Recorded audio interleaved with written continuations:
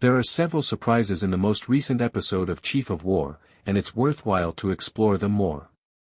Writer, director, and star Jason Momoa's long-term passion project, the historical epic for Apple TV+, explores a critical period in Hawaiian history that was characterized by battle, political betrayals, and outside influence after European discovery.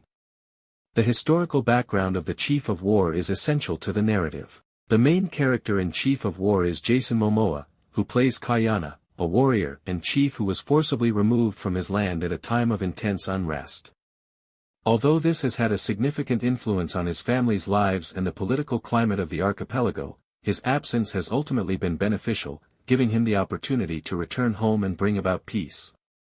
While showcasing the splendor of its ancient culture, the series also portrays Hawaii in a state of war. Since the world is changing quickly and they are still preoccupied with internal power struggles, both internal conflict and outside influence pose a threat to this way of life. After spending years away from home, Kaiana has found a devoted companion, picked up English, and gained knowledge of gunpowder and sophisticated weapons, but his objective has not changed. He wants to return to Hawaii and overthrow King Kahekili. Kaiana wants to make amends since he feels he had a hand in the Oahu tragedy. Tony was just almost spared the atrocities of the slave trade when Kaiana escaped and set sail. He will be able to return to the island of Hawaii, where his family is secure, and ideally muster forces to attack Kahekili now that he has the weaponry he needed thanks to his agreement with Vi. Kaiana is unaware of the significant internal strife that Hawaii is currently experiencing, but more on that later.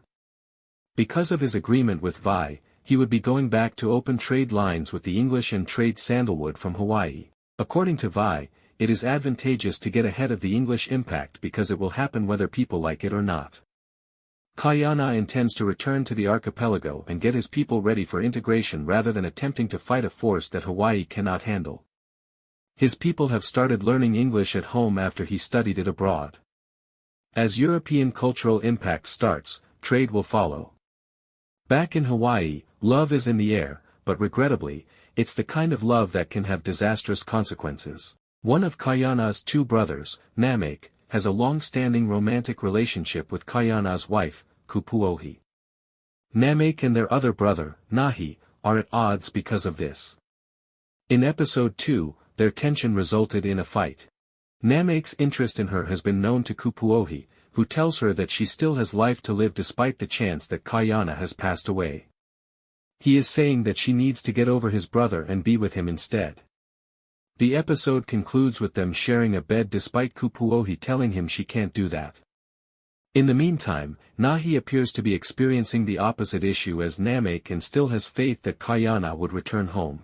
Kupuohi's sister Hik has been following him, but he mostly ignores her since he wants to keep his strength for Kaiana's homecoming and sees it as a sign of weakness.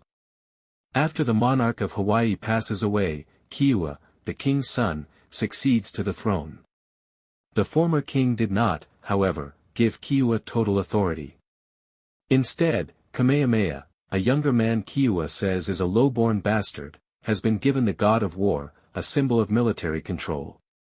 As hinted at in the last episode, Kiua is enraged that he wasn't granted total authority as he had anticipated. Kamehameha showed greater patience and intelligence than the older man when they were summoned before the former monarch to discuss military strategy. Kamehameha appears to have no personal animosity toward Kiua and no desire for battle, even in the face of his threats and insults. By uniting their strengths for a single Hawaii, he proposes that they can fulfill the ancient king's final desires and get ready for the threat posed by Kahekili. Kamehameha prayed to the gods to help him, but Kahumanu told him to make the proper decision for himself. He says they won't attack Kiua, but they will be ready to defend themselves, perhaps using his food supply to survive an attack. Kahekili keeps inciting strife among his men. If he pushes his hand and seizes control of the islands, the Maui ruler thinks a prophecy about him could come true. But devotion is starting to wane among his supporters, especially his son, who have witnessed him exploit this prophecy as a pretext for heinous war crimes. Kahekili has made it clear that he wants his blood to rule the 4 major islands. He intends to utilize the Hawaii succession dilemma as a pretext to advance his conquest, speculating that Chief of War will feature significant combat scenes.